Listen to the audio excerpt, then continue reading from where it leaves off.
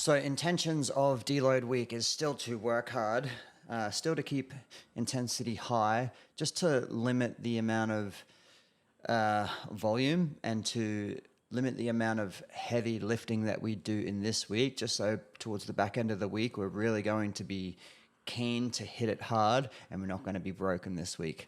So that being said, we want to hit Tuesday's workout with some gusto and some intensity. We're going to build in weight as well with this complex, but the intention is for it to sort of like be a bit of a slow burn. And we're just going to mix up some rounds a little bit. So you're not just doing the same 3 or 4 movements over and over and over again. We're going to actually alternate every round to do a different movement, which shouldn't leave you too sore, but it should still leave you doing a good amount of work. So there's going to be a 40-minute EMOM. So it's going to take the majority of the class. On minute 1, you're going to do 1 power clean, 2 hang squat cleans. So treat it like a built-in warm-up. I would say start at about 50%. So round 1, you can do, a relatively light power clean plus 2 hang squat cleans, and then add some weight to that over your 10 rounds. Minute 2 is going to be a complete rest. So towards the back end of this 40-minute EMOM, we should be able to, increase that load to something more around that 80-85% mark where you actually do need that rest.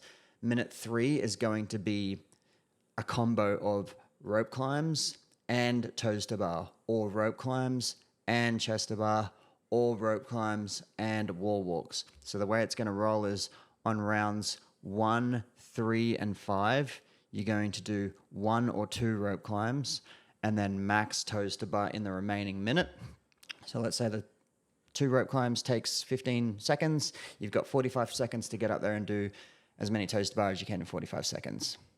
When the next round comes through, on rounds 2 and 4, you're going to do chest to bars instead of toes to bar. So we're going to alternate rounds 1, toes to bar, 2, chest to bar, 3, toes to bar, 4, chest to bar, 5, toes to bar. This is going to seem so simple written down, but I don't know why I'm explaining it like you can't read it.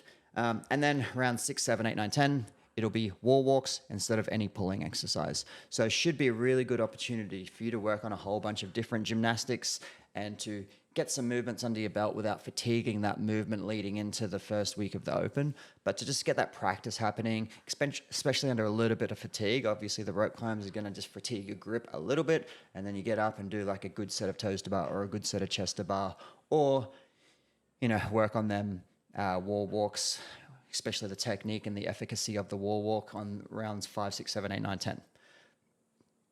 Should be a whole bunch of fun, really. And we've got a good amount of rest in there. So if you actually think about the whole scheme of this thing, 40-minute EMOM seems a little bit daunting, but really you're just going to be working for 20 of them minutes.